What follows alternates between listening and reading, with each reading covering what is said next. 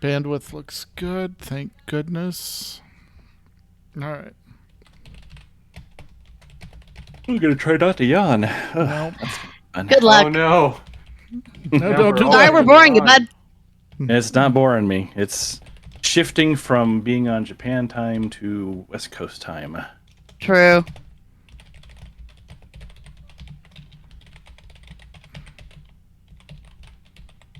I'm trying just to find a nice, easy to understand image of the hero's journey stages just to give that to you. But You can also rely on my wife because Dr. Joseph Campbell is... It's been a while since I've read. well, okay. Well, as long as the two of us are enough to carry it. I mean, I see the balance, right, of two people that know and two people that sort of know. Yes, I'm what do we call it? Hero's Journey adjacent. Yes. There were, I think, 2 episodes ago, when I was listening, something about Final Fantasy came up and someone was talking about spoilers. One of you said, yeah, it's a spoiler. It's called The Hero's Journey. Oh, yeah. And I was doing dishes and like listening in my smart glasses, and my wife and son were over there in the living room, and I just like gasped, and I was like, oh my gosh, you'll never guess what just happened. They're speaking my language. Oh, yeah. No, it's a whole... Yeah, it was a whole thing. And 3 of us can talk Final Fantasy, so... You can. Yep. All right, Yes. I see Seema talking, Oh, and good. she says Seema she can can... sing and hear us. All right. Well, then... Shall we do this? Give me a second. I have to get Accusodds. All right, and we have Stask. I'm good. Okay. Going live in 5, 4, 3, 2, 1. On this episode of the AIE Podcast. We say farewell to a good friend. So, play any good games lately? I hear congratulations are in order for Corley. The Rising is imminent or starting. And we have an interview with Dr. Gameology. Woohoo! All that and more coming up right now.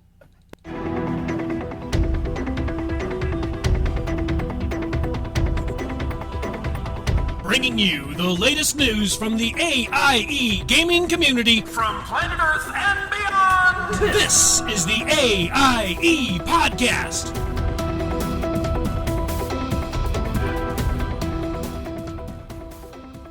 Welcome to episode 426 of the podcast celebrating you, the Aaliyah Octa S gaming community. The Die Has Been Podcast. I am Makala. To my left is Mewcow. Greetings, guildies. Hopefully you're enjoying your delves. And to my right, downstairs, probably with a cat on his desk, is Tetsemi. I'm here. No cat. No cat? Oh, give it a minute. There's All 2 right. cats back there and a dog somewhere back here. Tell him. Yeah, that cat. Mine is right here. Oh, good. All right. We have, We have a 2 houses, three hosts, and 4 black cats between us. Yeah. All right. And this week we're joined by our very special guest, Dr. Gameology, Daniel Kaufman, who's here to talk to us about his new book, The Gamer's Journey. Welcome. Thanks for having me. Thanks very much for coming back. We're looking forward to this. Yes. So we're gonna go ahead and chat for a few, then get to the interview. But just a note before we kind of get too far. As you guys may or may not know, hey, I didn't know I'd be crying. AIE lost one of our greats on August 16th. Our dear friend, guildmate, fellow member of FERT, creator of Really Dramatic News, and podcast co-host. He's the one that dragged me into this show, and later everyone and Tet, and tangentially Mew. Our good friend James Accusod Jeffries lost his battle with cancer. He was loved by so many of us and made all of us that knew him just a little bit better. He is survived by his amazing wife Jody, their kids Jennifer, Kimberly, and Sammy, and grandson Nathan. Zod will be remembered for his humor and his kindness, and his great voice. And that's going to live on because his voice is all of our bumpers. Yep. He's going to be around as long as the AIE podcast is around. And if you happen to be online and see Zod's name pop up, it's actually Nathan playing on his papa's account. So don't worry, he has not been hacked or anything like that. So I guess, now that I'm trying to not cry, let's go ahead and what everyone has been up to. And we're going to start with our guest besides writing a book. Ha. Dr. Yeah. Gamalji, what have you been up to in and out of game? Anything big? I've been investing a lot of effort in my YouTube channel, which is doing really well for me. I hit partner status after one well listened to podcast episode last year. Nice. And then decided to really start putting some of the ideas that are integral in my book writing and chapter writing and do more digestible video versions of those, and trying to build my editing skills up so that I can do the content justice. And I've found a lot of people in the geek therapy community. I just did a keynote presentation at Geek EdCon in Texas last month, where I opened up the final day and talked about the gamer's journey and what it is and how therapists and teachers can use it. And it was such a fun event, just getting to talk to my people before, during, and after the presentation. I've been playing a lot of games too. Sometimes it's just playing a game for an hour to get some footage to go with a video. Like I did a Bayonetta video last week talking about her archetype, the magician, and I needed to refamiliarize myself with Bayonetta, so I played that screen record for about an hour and a half, and then started looking up people that are experts at combos. I'm not going to be able to represent the expert combo person anymore in my videos. I'm finding out. I'm too old, and I've spent all my stat points in other categories. Right? Exactly. Yeah. That Sounds happens. like life. Yep. Yeah, I had a YouTube comment that was like, basically, geez, Doc, how do you find time to play all of these games? And I just replied, LOL, just because I released a video doesn't mean I played the game. Yeah, exactly. It's like it's- familiar with. Yeah, it's years and years of recorded stuff just sitting on an external hard drive and then digging through it.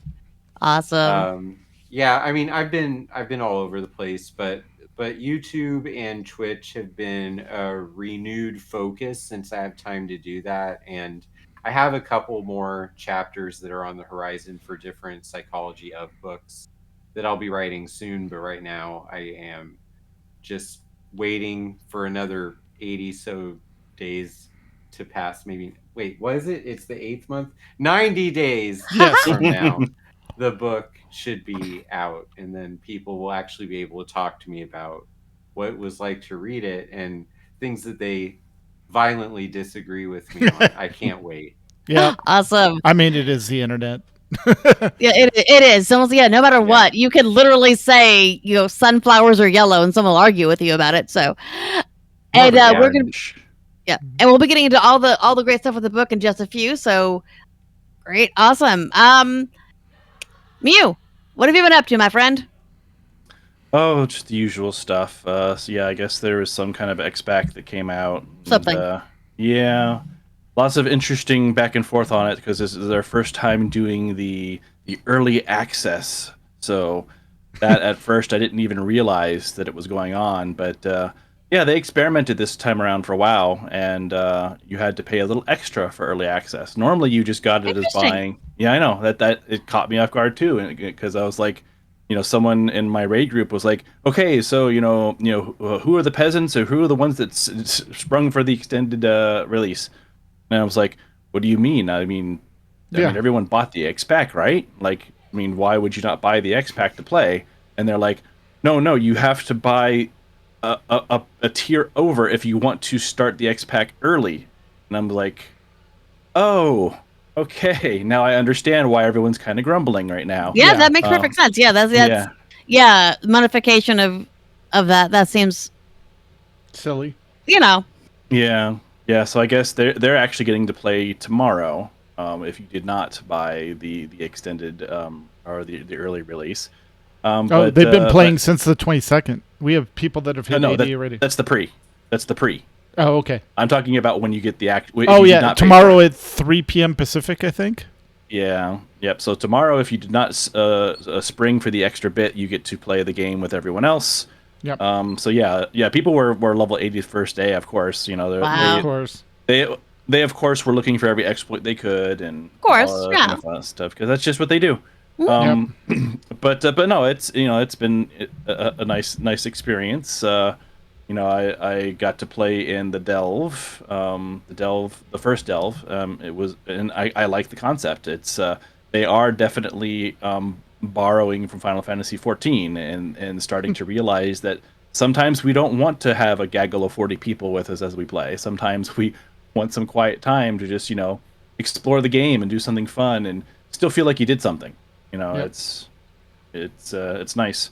So and then they kind of expanded on that with the follower dungeon, so that you can do it's not just the delve, it's the follower dungeon, but the delves are interesting because it adds that whole leveling aspect. So you can level your delve partner. Yeah. But then you Up also to have what, the like followers. tier 3, I think it is. No, I thought it was higher Or than that, unless I tier was thinking 4. of something else. Yeah. But also you can pick his role, and you can pick the equipment he takes with him. So you can kind of change how it is, and the whole time there's a treasure finding aspect to it too. So you're bringing with you this explorer dwarf that everyone knows. He's been around for a while and joining us in a Explorer lot of stuff. Yes, explorer dwarf. And essentially it's like you're like, oh, I smell some treasure. It's like so you get to look around and see what he's found.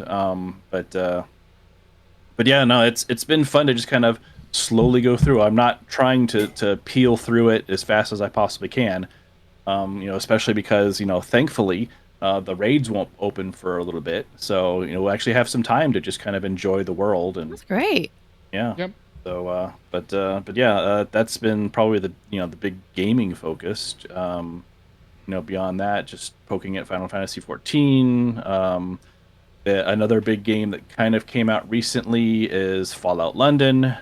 So that's been fun. I've been helping people install that because, thankfully, if you're familiar with GOG, I think it's Grand Old Games, but I forget what they're called now. Or Good Old Game, But, something like that. Good Old Games, something along those lines. Basically, the people that made Witcher and Cyberpunk, they have their own kind of, just like Steam has, the Valve has Steam. They have, the Studio Red, I think it's actually called.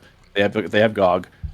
They apparently struck a deal with the Fallout London team because, surprise, surprise, Bethesda said, here's a brand new patch for Fallout 4 after years and years and years of nothing going on. Yep. No, we didn't warn anyone. Here it is. I mean, And great. broke good on you. everything.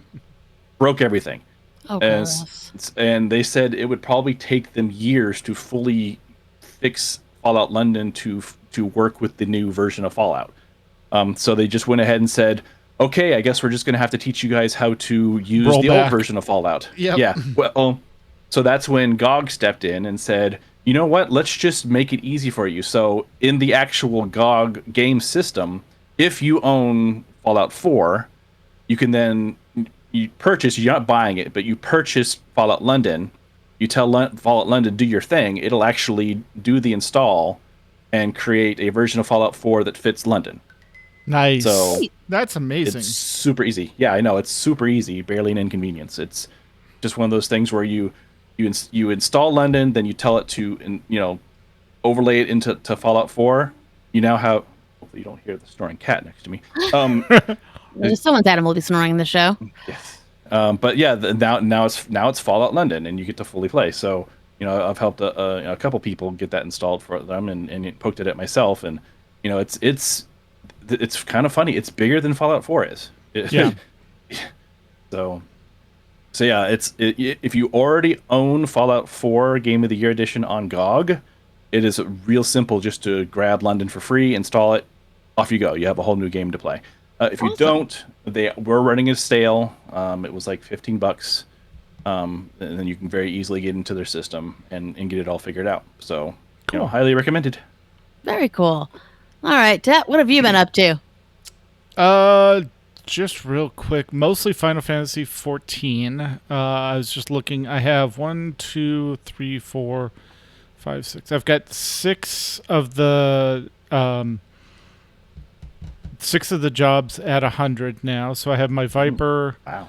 my Scholar, which I leveled up with the Summoner. Thank God for Summoner Scholar tie-in. That way you get the magical range DPS and you get the healer leveled up at the same time, so I could do all the role quests. And then I got my Black Mage for my other DPS leveled up, and then Machinist and Dancer, and my Bard is at 95, so I'll have them probably to 100 tomorrow or Tuesday, just depending on how the roulettes play out. So but mostly just getting those done so I can I've gotten through 4 of the role quests. Now I have to level up a tank, so I have to figure out which tank I want to level up, because I could just boost them, but then I'd miss out on the story, and that's the whole point of Final Fantasy 14 is the story. So you don't skip the story. No, exactly. So I'm going to level one of those up and get through the job quest and the role quest and everything. And then I have been going back and playing Dragon Age Inquisition because I never played it all the way through when it first came out. That's a whole... we could spend a whole episode just on that game. Yeah, the combat is very frustrating for me, but I'm getting used to it. So I think I've restarted like 3 or 4 times as I'm like, no, but I don't want to do it that way. Oh, I want to do it this way. No, but okay, fine. So a lot of starts and stops. I've just got to plow through it and get it done because the new Dragon Age comes out on Halloween, October 31st. So yep. So that'll be fun. Yeah, exactly. So I at least want to play through this Dragon Age. I may not necessarily carry the character over. I don't even know if you can.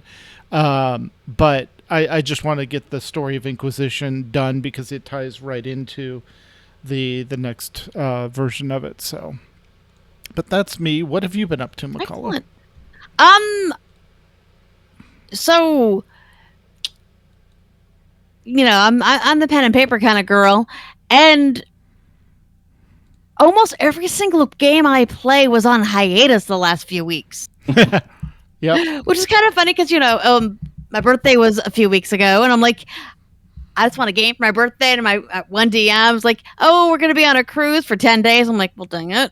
And that DM is in my Tuesday game. And then we have another player who is currently she's an actor, so has a play in production. So 2 players up means no get that game. Yeah.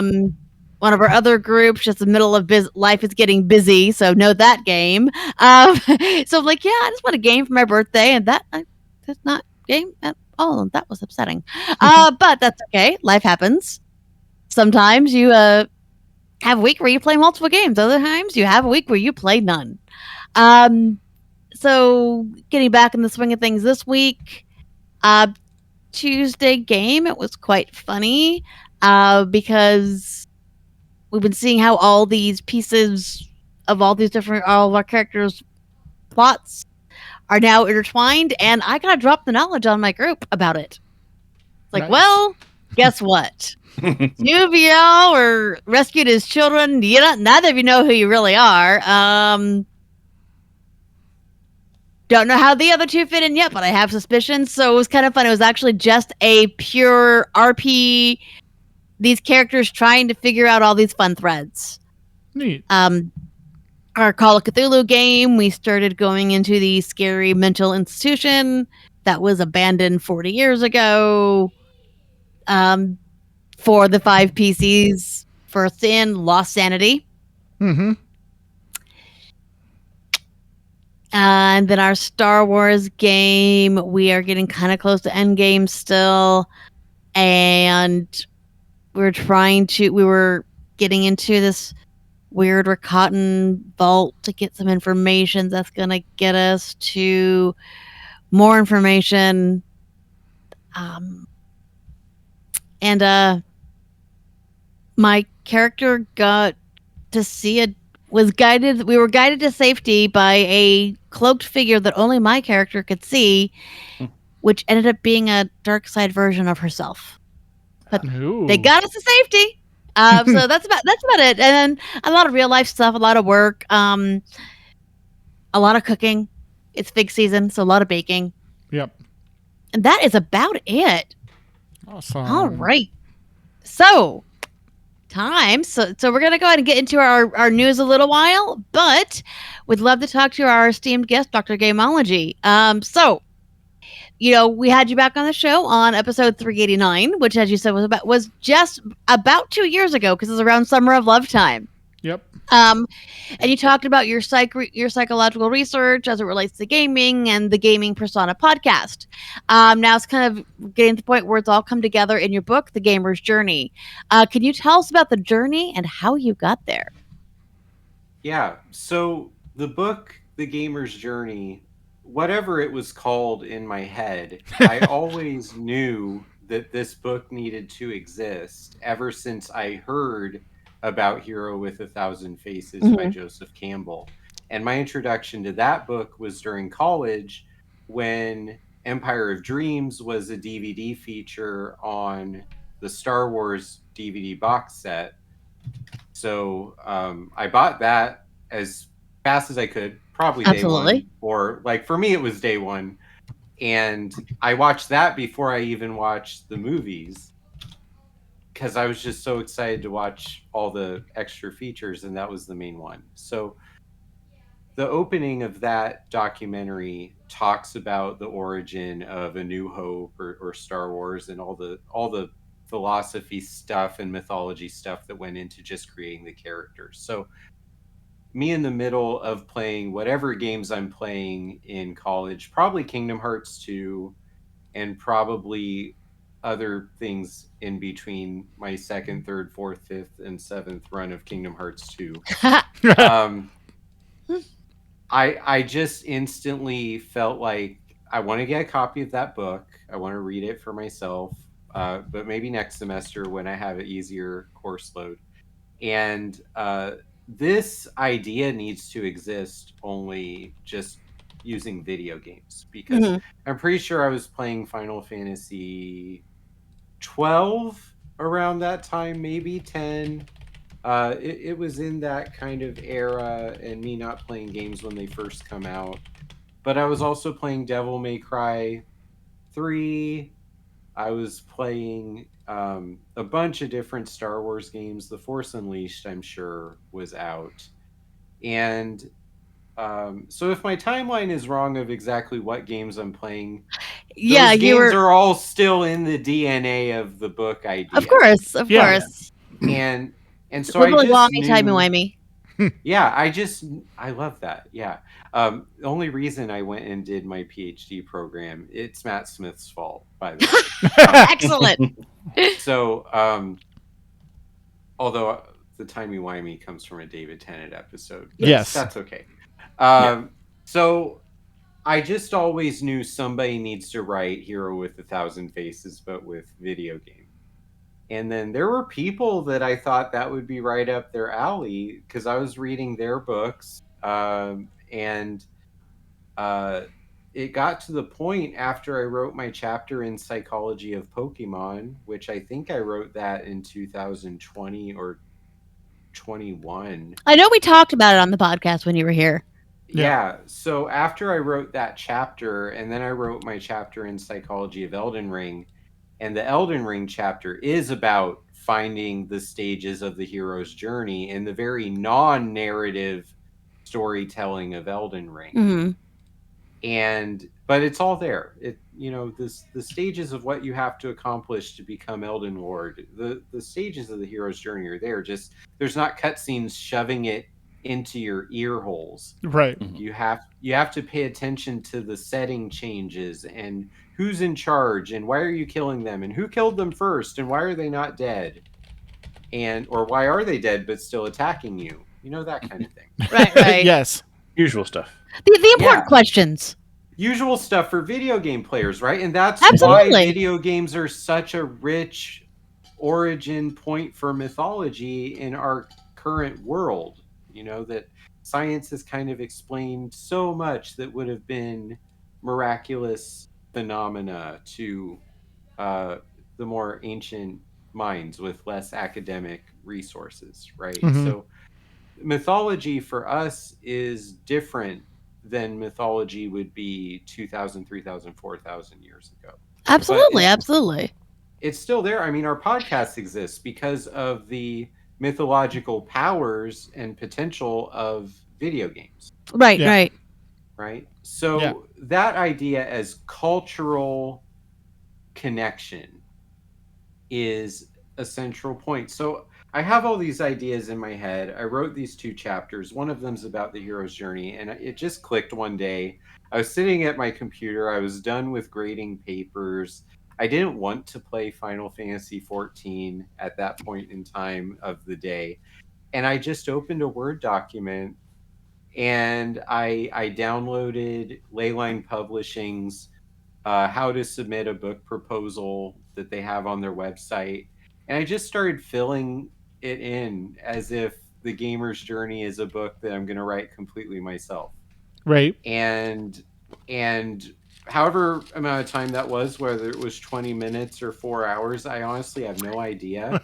So, like But- playing a video game. Yeah. Like playing a video game.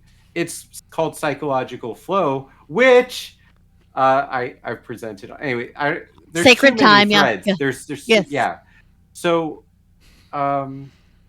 the whole proposal just wrote itself. So I sent it over to my friend who's the CEO of Geek Therapeutics and was just like, hey, take a look at this. If you think this is a book that you'd be interested in with your company, then I will write it. And I started writing before he even told me.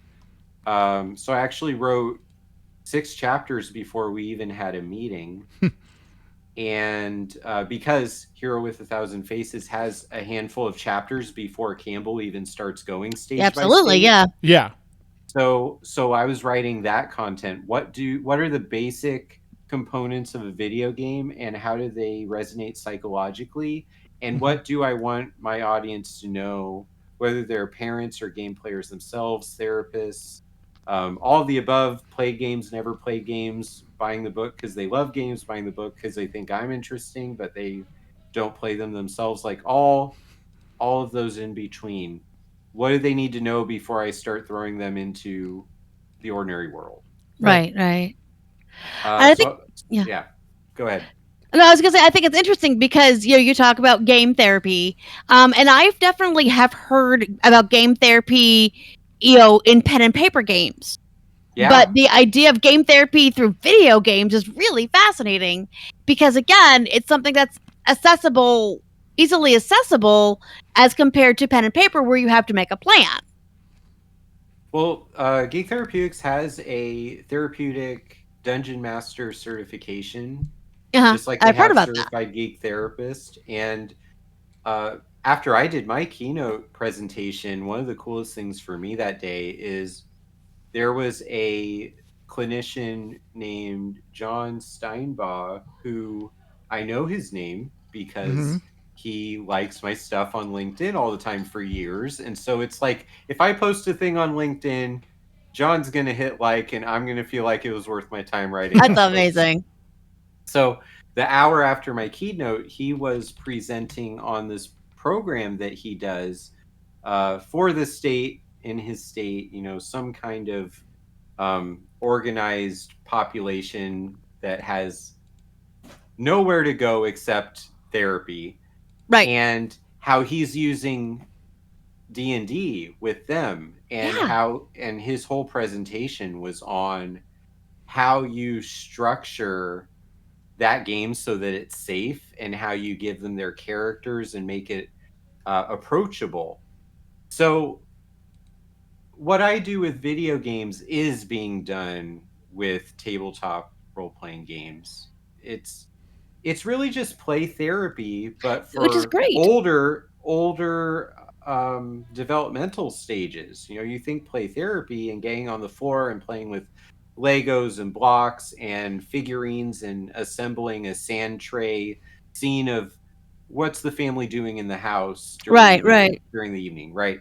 You Yep. think that, and you're thinking like 3 years old to 8 years old maybe would want to do that, and then after that they're going to start to get too cool, and Right, right. you have to really sell the technique. Yep. But you're not going to have that trouble selling it if you're using Minecraft. No. And if you have group therapy and people don't want to talk about their lives, they can get just as much projective insight, meaning it's not literal, but the metaphor of playing is giving them the therapeutic growth.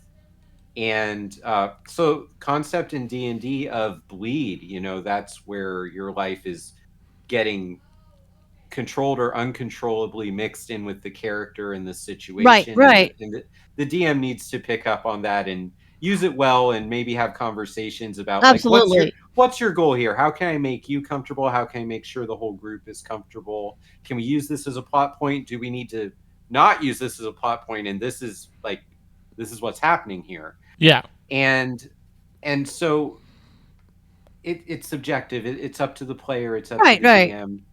But that kind of stuff is a testament of what the power of playing the game is, that you don't necessarily need a therapist to be running something fun to get something therapeutic happening. Now, Yep. that being said, if you're not trained to be a therapist, you don't want to put down your business cards and start making money, because Absolutely. lawsuits are not fun. Yep. Yeah, No, no, but- that's not a good idea. Yeah, but the idea that every DM that has that bond with their group after playing years and years together, there are definitely life improving moments that come from a D&D campaign, and I believe that happens when we're playing video games too. Absolutely. And inversely, sometimes the things that happen in video games and in D&D and they stick with us, and they also kind of become part of us, you know, inverse, you know, not just the bleed of, you know, putting yourself there, but putting that character's growth into you, I think. That's my video this week, is I'm talking about how video games help us find our inner hero. Absolutely. Very cool. Absolutely. Very cool. I think you had the next question. Yes. So the next question we had for you is, you know, while you're actually working on the book, and do you feel like when you're delving into the game, do you use it as an escape, or do you find yourself kind of like, well, now I want to tinker with this because I'm in book mode and I'm trying to figure things out that way? That's Can you relax anymore, or are you now like, no, I have to dissect this, so I have to oh, this is perfect for this part of the book. I was like, you know, how does that work? Yeah. The psychology of fun has become my job. Right. Yes. So I talk often with my colleagues, with my supervisees, with my stream chat all the time. The question is it possible for me to have fun? I don't think it is possible for me to have fun the way I imagine the three of you have fun in video games. But it's fun for you, and that's what matters. Yeah, is the so question. in the hero's journey, there's 3 massive stages that break into smaller stages. It's called the nuclear formula. And we actually go through this anytime we decide to go on a quest to get a new set of letters after our name, develop a new skill, earn a new job in life, or get married, meet people, you know, that form lasting and very legal bonds with them.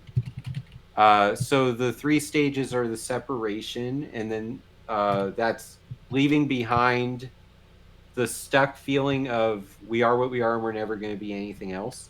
Then the initiation, which is you set out on the road of trials, you start challenging yourself, you start getting enrolled in these new skills and practicing using them until you graduate. The last stage, after you beat all the bosses and you're done with end game and you're ready to go back to that ordinary world place, that's the return. Okay. Mhm. The return is often the part that is only the last 3 to 5 minutes of the movie, and we feel like it's unimportant because American cinema has not spent time on it. And when it does spend time on it, there is a contingent of people that really get upset, like in Return of the King. The end of the movie is so long. Right, Or- right. Or no. if we want to get really controversial, the reason people don't like The Last Jedi, I'm getting ready for this. The reason that people don't like The Last Jedi is because we're seeing a very unsuccessful return phase for Luke after Yes. imagining his return phase Right, was right. successful for 30 years of our own life. Right. Correct. Okay. Yep. Where he should be that mentor figure, guiding the should have path, been. and yeah. Yeah. After having heard the call himself.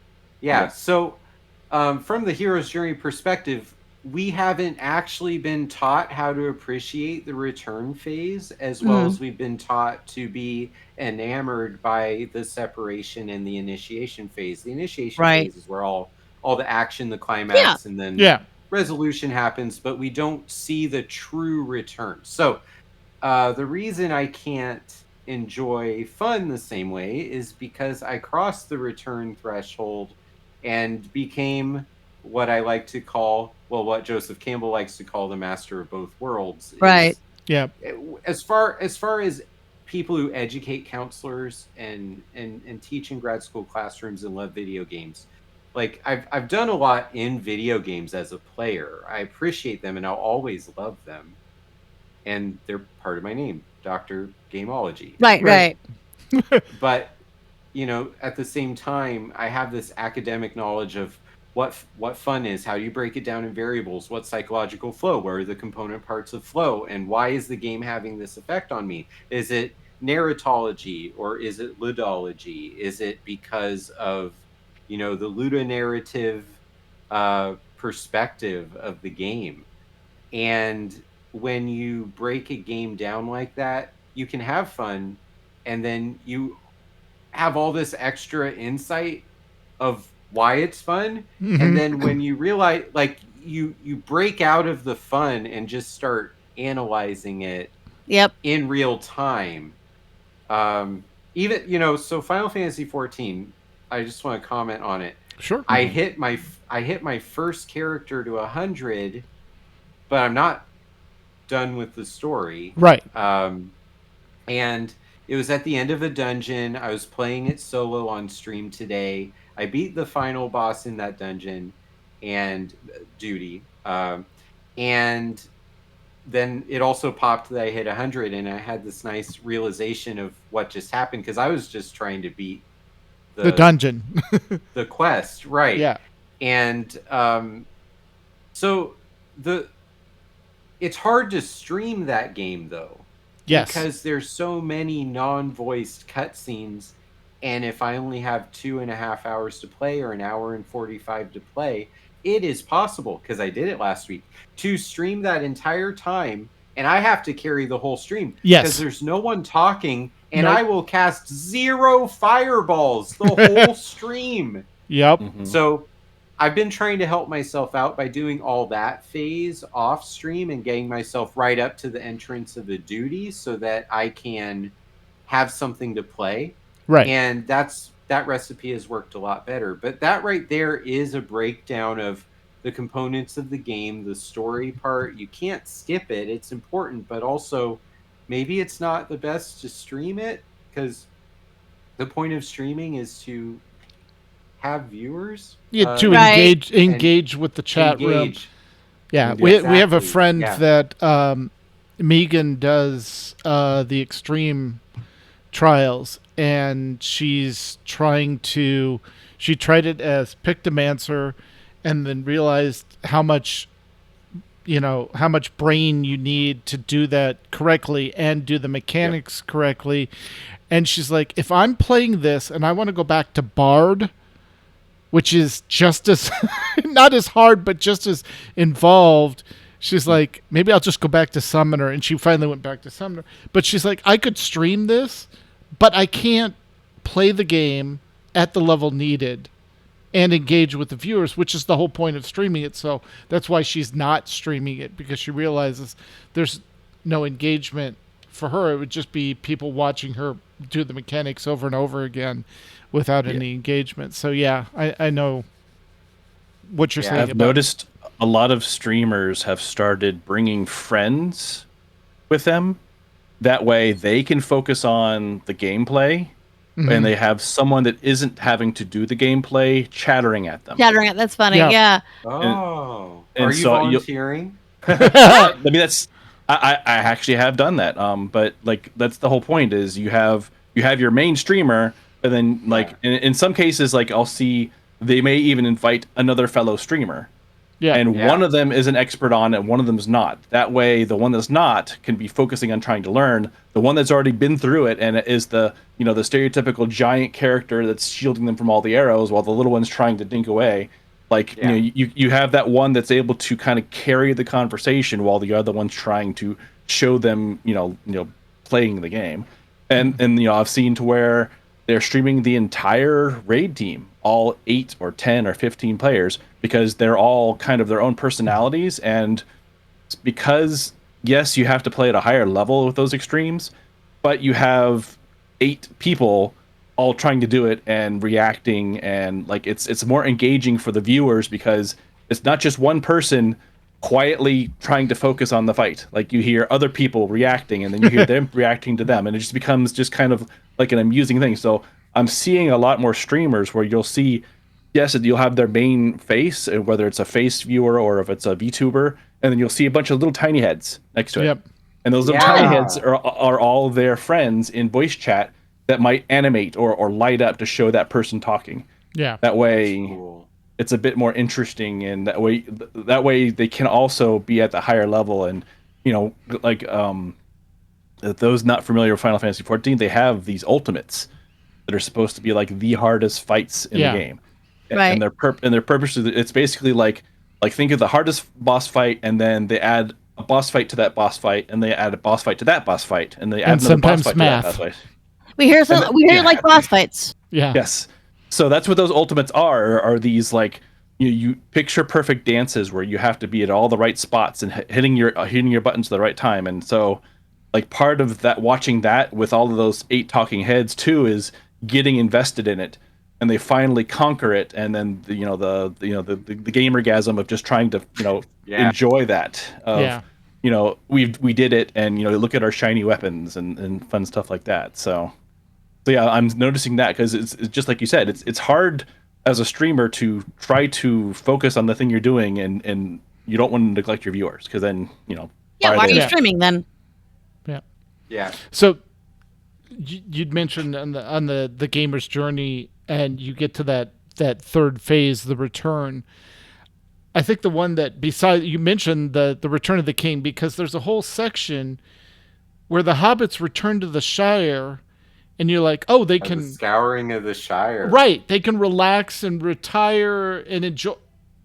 Oh, what do you mean they're scouring the... What is going on? So there's that whole another of like, you start a mini journey again to get them so they can return. But the one that intrigued me was at the end of Endgame, where you just see Captain America leave to return the stones and the return, but you miss that whole journey. And people are like, we want like a whole like movie or a TV show of just him returning the stones. And I'm like, yeah, but if you explain it, you lose some of the magic that you're invested in, and then you won't like it. And I think you'd mentioned that earlier with Luke, like you've got that 30-year gap of what happened to him, and we all have our ideas. Our own version, yeah. Yeah. Yeah. So Or that offhand Yeah. comment of, oh, that happened back in the Clone Wars. The what now? Right. Like, honestly, as I think that's reasons why I didn't really love the prequels as much as I wanted to, because I had made up my own stuff in my head. What happened? yeah, Yep. how Anakin fell, how he became Vader, and then you see their version, and you're like, But that's not right, because Yeah, you exactly. know, as Yeah. a fan of the hero's journey, as somebody who Star Wars fan since '77, you make up your own version. And then there's Yeah. the extended universe stuff that was quite the upturn of, Up and down, oh, up and down. yeah, and oh, by the way, this is no longer canon. Oh, but we're also going to start feeding it back into canon. So yes. how do you feel about that? Yeah. All right. I think So- I've gotten better at handling it as time has progressed. Yeah, absolutely. So, what was your biggest surprise while working on the gamer's journey? Like your biggest discovery, your biggest aha moment, or your biggest wow? Okay, so I'm gonna I have the hardcover right here. Ooh, pretty. And That's gorgeous. everybody who loves this is the Oh. Kickstarter exclusive, which unfortunately Kickstarter ended 2 days ago. Oh no! Oh, So, timing. Yeah. But here's the paperback. So it's got references awesome. to all kinds of games across the entire picture. Mm-hmm. And so what surprised me the most is I would get to certain points and the book just kind of wrote itself.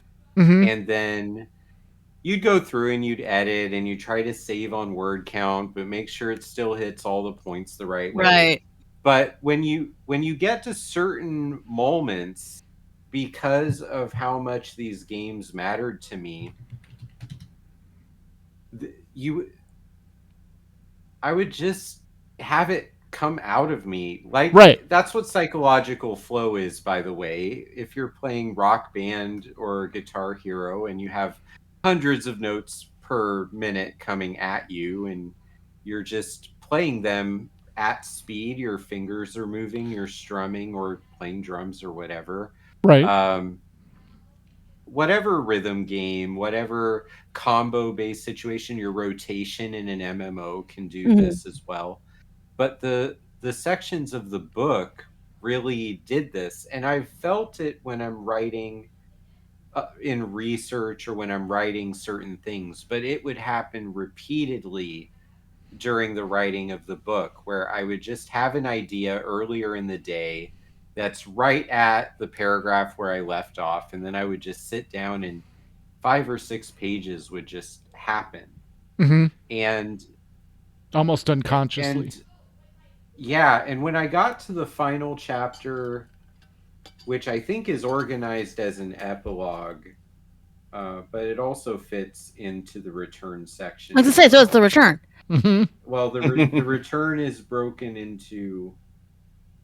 Okay, so the return section is crossing the return threshold, the master of both worlds, and then the epilogue is freedom to live the gamer's journey. Mm. So the epilogue is very much something that has been writing itself inside my mind Mm-hmm. from the very first time someone took an academic or scholastic success that I would have earned and then say that I just got it because I gamified it or because I'm a video game player. And kind of like it's a defense mechanism for them so they don't have to feel bad for themselves at how easily it seems like I gravitated towards that goal. Mm-hmm. And at the beginning of my counseling career, one of the things that happened across the nation is organization by organization started to decide we're going to do digital charts instead of paper charts, Mm. which the first 3 places I worked were all at the period of time where they were doing this transition. And even at the very first one, I took very quickly to the digital charts because it's easier to do a digital health record than Right. it is to get the right stats on your gear in a Final Fantasy game. Yeah. Absolutely. Oh, 100%. And I would, whatever lack of wisdom I had at the time in my 20s, I would say things like this out loud, and they just look at me like I am a demon worshiper. Yeah. They were brought up during the Satanic Panic, and for them, Yep. that's what video games are. Right. And here I am with a master's degree and then a doctorate degree saying, I just did my job much easier than you because I understand video games. Yeah, I can see that that Yeah. probably upset a few people, not realizing that's just how your mind correlated it, and not an insult. Yeah. So a lot of experiences like that became fuel for these eventual sections. Is how does a game player move through life and do things well? How does a game player explain things to people in their life that are actually not that interested? How does a game player make the relationship they form with these different characters and challenges and situations matter in their own life context? And to do that, you have to understand how mythology has worked since the beginning of us needing to tell stories to create so the beginning of human experience. Culture. You have to also understand how religions work, and whether you believe them as history and fact, or whether you see them as inspiration. That is not what my book is designed to get into. There's a couple shots I have to take in order to make it clear what I'm actually talking about. But all in all, I think the gamer's journey ends up being accepting of any kind of world view that you can have, as long as you're willing to also extend that acceptance to what video games do for people. Right. So very much like Campbell, where it's using that worldview and using that religion and mythology as a way to connect. Nothing I say about religion in the gamer's journey is as bad as what Campbell had to say about Catholicism in the second half. Absolutely. Hero with 1,000 Faces. Yes, absolutely. He had no filter. I didn't feel like book one is the time to jump into all You of didn't that. want to just set yourself on fire. Yeah. However, Heaven's Word is a really great source of inspiration if we have to take on Catholicism. Oh, yes. Yeah, that... So, and that's still... I don't know if because you just hit 100, but have you done any of the... God, I want you help me out here. I think it's the level 85 to 90 role quests. I did them in Endwalker a long time ago, but probably only for the ranged magic. Okay, because there is one where you go back to Foundation, to that setting, and help them finish the return. Yeah. Oh, that's beautiful. And it's only for that role. Like you have to be playing that role to get that story. And I'm trying to remember, was it healer or was it tank? No, it wasn't tank because I haven't done tank. So it may have been healer, which is why I did it on my scholar. I'll look it up. I'll send it to you. But it's each of those role quests close out or kind of put an end cap on each of those expansions' journeys. So it's like you got to the end of those, like you said, and you crossed over the threshold of the return. This is furthering that return. You get to run into Fordola in one of the and the Alamigo, that whole story. You do that. Go back. That's the healer one. That's Ishgard is magical range DPS. Okay, so then you probably did. Then I did that one. Okay. Yes. Okay, good. I want to make sure, but you talk to the Ishgardian delegate, and they take you through that whole thing. Yeah, no, so those quests very much further the return in that expansion, and it was nice to see. So I'm going to be interested to see what the tank one is for that. All right. Awesome. All right. So one more question, and this is the big one. Where can people find your book, my friend? Besides You Kickstarter can- 2 days ago. Yeah. Right. So Kickstarter's over. The book got funded. It's a 5-book set from Leyline Publishing for their entire 2024 thing. Oh, neat. Which you can't do the Kickstarter right now, but I wrote The Gamer's Journey. Dr. Jamie Magin wrote The Psychology of Dungeons and Dragons. Ooh. And then there's also the Clinician's Guide to Integrating Geek Therapy, 2nd edition. I'm not in that one. And then there's Psychology of the Witcher and Psychology of The Last of Us, which I have a chapter in both of them. Nice. Ooh, those all sound interesting. So 3 of the 5 books are connected to me. So in addition to one of them just being my soul in printed form. Yeah, exactly. Right. The book that you you crawled out and said. You can get the books at Amazon on pre-order, and Barnes & Noble has it listed as well because Leyline Publishing just got their sales numbers up to where they get to join the Barnes & Noble family. Nice. Excellent. So that's super exciting. I've been waiting to know if that was going to happen the entire time since I started writing the book 2 years ago. Excellent. All right. You said it comes out in what? By the end of the year? November. Yeah. November. it's Wonderful. supposed to come out in Just November. great. Time for Just the in time for the holidays. holidays. Tet, Yes. that's going in my stocking, right? Yup, it's already ordered. Okay. Excellent. I love you. And just Oh, that's just so a nice. point. I love you too. Just a point about Barnes and Noble, which I find interesting because it's one of the last major, corporate book and mortar stores. Unlike Blockbuster, which just kind of, lost its war to Netflix and didn't fight, they're actually now starting to add food, drinks, and other things to some of the Barnes and Nobles to make it like, hey, let's go have dinner. And Yeah. like we do. Like we used to go have bookstore dates when we were younger. Exactly, but now it'll be at Barnes and Noble. They'll have the whole thing, which is good. So I'm glad to see, because you could probably write a whole psychological treatise on this, is the difference of walking into a brick and mortar store and the visual experience and the smell and the auditory experience of seeing the books versus just looking something up digitally. So Absolutely.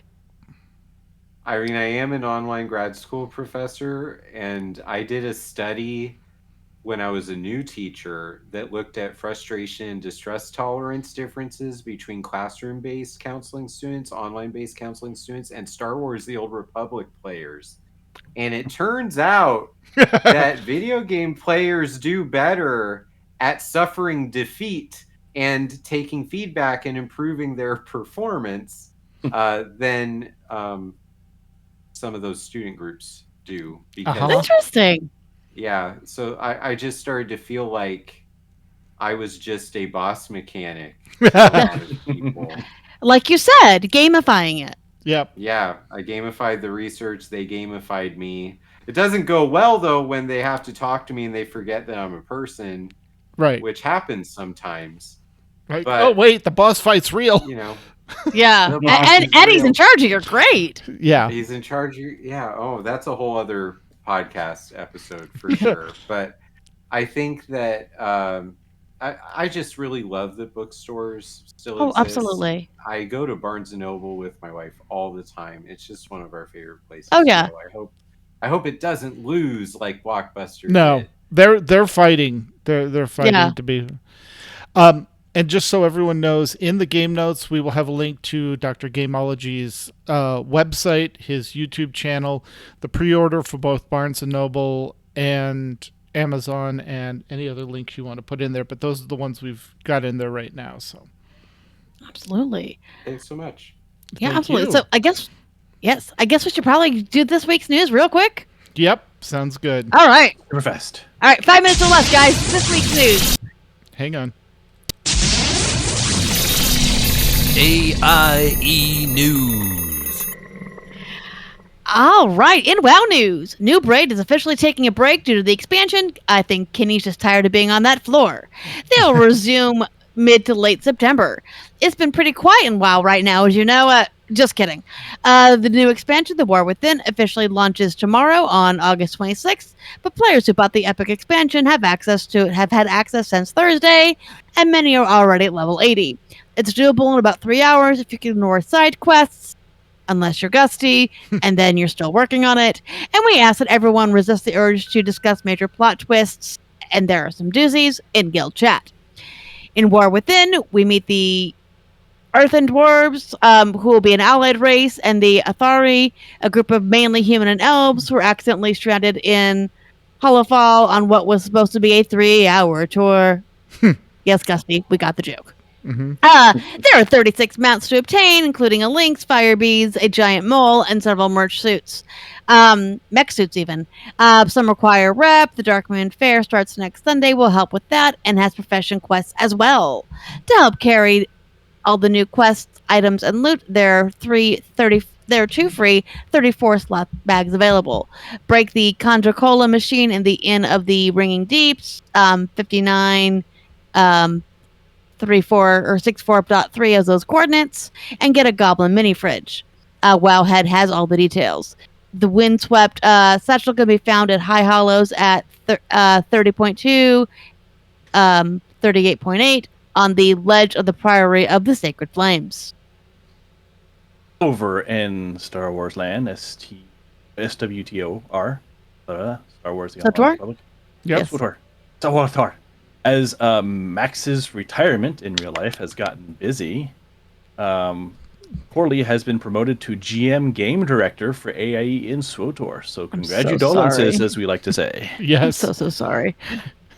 The SUP Ops team has an opening for a full-time spot. They run from 8 to 10 p.m. max time. Although, what's Corley's time? Do they start including? Yeah, his we need Corley time. But this is on Wednesday nights, 8 to 10 p.m. Central. They mainly run story mode ops on the Imp side.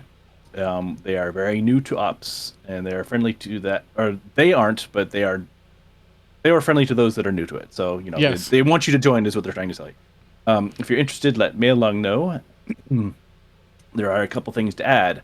SWTOR is having its first ever Twitch drop event, which, if you're not familiar with Twitch drops, it means, in this case, you're watching for 4 hours of watching SWTOR streamers, and then you can get the Orlean Void Stream mount. So it's one of those things where you have to watch a streamer that has enabled drops. You'll see it pop up when you join. You watch long enough, a little thing will ding saying, okay, you can claim it. You got to click a button, and it'll take you over to the loot. Yeah, click another button, it's accept the loot, and then sometimes it's a code, sometimes it just ties it to your account, whatever that is. But are they making small chat while they're twitching? Yes. Hopefully. Hopefully. And hopefully not twitching too much. Yes. A number of guildies have already gotten it, so if you do need any help making it happen, just post in Discord and they'll give you some extra details. But really, you just have to sit there and watch and then click some buttons. And by the way, Stask adds that is until 9/23. So it is limited time. You have a little less than a month. Yep. Also, Galactic Season 7 has begun and brings with it a nice rotation of returning world bosses that everyone has not had an opportunity to kill in a long time. So join them on Tuesday nights for Mandatory Fun Night. The fun is mandatory, but attendance is not. They will be taking them down then. And in ESO news, they've been working on trials, killing world bosses, and helping each other collect gear. Reminder that Kramer has all the Mundus stones and crafting stations currently available at his primary residence. Feel free to stop by and use them if you need to. And in Final Fantasy XIV news, just a reminder, there is a patch 705 hotfixes, and they will be conducting maintenance on the infrastructure. That's 8 p.m. tomorrow night to the 27th, 3 a.m. All times are Pacific. And the Rising seasonal event, which was set to start on August 27th during maintenance, will start once maintenance has been concluded. There's a Wandering Minstrel in Limsa Lominsa upper decks, And there are 2 event items to collect. A minion, which is a brushed up Kryl. So it's Kryl in her Pictomancer form with the paintbrush as a little minion that will follow you around. And there's an interior. Adorable. Yep. And there's an interior decoration called the Rising Table Lamp. Does it rise? What's that? Does it rise? Ah. Is it rising? I don't know. I look at it. It looks like No, it probably doesn't. Yeah. By the way, I am on the off ramp, getting on the way home. I saw a vehicle, and their license or their bumper sticker said, "My other vehicle is a chocobo." Nice. Ooh. Yes, Yep. that cracked me up. Horse birds. Horsebirds. Yep. Oh, all right. In STO news, this week in STO, bonus marks weekend goes through tomorrow. Content that provides marks will award 50% bonus above normal. Lobby sale is through tomorrow. 20% off all items in the Lobby store. Key sale through tomorrow. All matter keys are 50% off. 20 key bundles with the ultimate tech upgrade also returns during the sale. Hirogen Predator Heavy Escort T6 was added to the Infinity Lockbox. Flagship celebration started this weekend and goes through 9/12. 14 days of progress to earn the rewards. 4 TFOs, Borg, Disconnected, It's Iupater Ayoper, Irado. Achawara. I apologize, guys. Swarm, Synthwave. Reward is Kitamura Defender Spaceship set.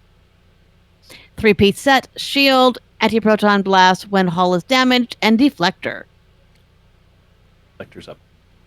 Right. Over in Lord of the Rings Online, the legendary servers of Angmar and Mordor have been live for several weeks now, and it is fun seeing the low-level instances being run a lot. There's a new instance called the Dragon and the Storm. It is going live this week and has up to a tier 3 of difficulty. The instance will be available for free-to-play players as well, so you don't have to be paid. An announcement was hinted that it will be coming this week with a coupon code that you will want to pay attention to. So stay tuned for more on the announcement and when the coupon code is released. So pay attention to the channels. We'll probably have chatter there. All right. That is our show for tonight. While the chat room starts suggesting titles, Dr. Gameology, thank you so much for joining us. It was been an absolute pleasure. Thank you so much for having me. It was a fun time. I'm looking forward to talking with you after you've read the book. Yes, we'll definitely have you on after the book has come out. We've had a chance to read it, and we'll make sure it's not 2 years between. Yeah, exactly. Yeah, because we do take a break December. Yeah, December-ish. So, Smart. yeah. Yeah. Too much going on. All right. Now for the big part. If you have questions or comments about our show, you can email us at podcast@aie-guild.org. You can find us on the AIE Discord server and other non-Twitter social media. We record live with video every other Sunday at 8 p.m. Eastern, 5 Pacific. You can join the chat room and play along with us at the website, aie-guild.org. You'll see a little section that says podcast-live-stream. And there's also a link for the Discord server at that site as well. If you want to look for our past episodes, you can see them on the YouTube channel. Look for the AIE Podcast on YouTube. The theme was composed by the amazing Andrew Allen. Follow him at Keys with Soul on that Twitter thing, or X, or whatever they want to call it now, or visit his website, andrewallenmusic.com. Yep. And if we had some AIE member segments, we would play them right here just to remember. Yep, exactly. Just a reminder, if you do want to submit one, 90 to 120 seconds, and send it to our email or just hit me on Discord and we'll get it in there. All right. And next time we'll be talking to Corley or some other sucker. Person. Corley's the sucker. Congratulations. Some other AIE folks in SOTOR. So until then, AIE. I'm Dr. Gameology. This is Makala. This is Mewcow. This is Tetsemi. And this has been the AIE Podcast. Huzzah! Yeah. And I think Corsair's right. I think the title of the show just obviously has to be The Gamer's Journey, right? Yeah. You are the guest, so you get to choose. Yeah, sure. Corsair, by the way, has been the MVP viewer for my Twitch channel. I just have really enjoyed getting to play Final Fantasy with him. Oh, nice. Awesome. That's great to know. I have a plot twist for all of you. Okay. Dun, dun, dun. If you want me to show up for the next episode, I just rejoined the SWTOR content creator team on Hey. Wednesday this past week. I haven't played SWTOR yet, but it could be a surprise for whoever from the game actually joins us. Like, hey, what are you doing here? Oh yeah, lightsabers, the Force. So are you brand new to SWTOR, or are you coming at it from? I played it when it first came out. and I'm- Tetsemi, my dissertation is all about SWTOR. All right. Did you know that? No. Yeah, no, I broke down the Myers-Briggs type indicator for all 16 groups and explained how they all play Star Wars: The Old Republic differently. That's how I got my PhD. Oh, that's Oh, wow. amazing. Okay. Can we get a copy? Do you have that somewhere where we can get a copy of it? Yeah, you can just read that on my website. If you go to the research tab and you look at, there's a journal article size version, and then there's the 200-page version that's my Okay. dissertation. I want to see that because I want to see, of course, where I fall into this. Yeah, and he does. Yeah, see he how does. accurate it is. Because I'm trying to find... my hot Oh, go take on ahead. SWTOR was I really enjoyed the story and questing on the 1 to 50 stuff where you had the planet story, the class story, and the companion stories all tied in. And then they did the same thing that every other game decided and said, you know what, we can't do individual storylines for companions or planets anymore, or jobs anymore because Yeah. there's too many of them. And just I was like, but that's where the fun is for me. So I Yeah. get frustrated at it. So That is valid. Yeah. But yeah, in my book, this is a graphic. I hope I'm not mirrored. Yep. But you can No, tell you're what good. it is. Yeah, we can see it. Yeah. yep, Uh, that's great. The Sith code and the Jedi code. Yep. Yep. But as important, psychology life lessons for our mental health. Yeah. Very So, cool. Yeah, I'm all about that stuff. I'm trying to reconnect with my past self. Gotcha. Yeah. Cool. Well, I'll tell you this, there's a lot of content to go through. So if you haven't been playing Yeah. current, there's a lot. That is Lots of exciting. story. I stopped playing 2 summers ago. Really, when I started writing my book is when Okay. I stopped. So you finished Kotet and Coffee, and we're just Onslaught 2. I finished Onslaught. okay. So it's just Legacy of the Sith, if that's what they called it. Yeah. But there's a lot to go through. So all right. Well, we are over time, but thank you again Yes. so But much. worth it. Good Yeah. time. Yes. We will That's definitely just have the you back cost of on. having me on. Oh, no, that's great. No. No, Honestly, some of our favorite shows have been ones where just we go off tangent and have a conversation, which is what a podcast is. So yes. I would Yeah. much rather have like a longer show where we just have fun and go on a journey instead of, otherwise. Yep. Yeah. Yeah, I did blindly a whole reading a script episode isn't without- exciting. No. Without saying continue the journey. Absolutely. I don't think I've ever done that. All right. Thank you, chat room, for joining us. We will Thank you, see chat room. Thank you, chat.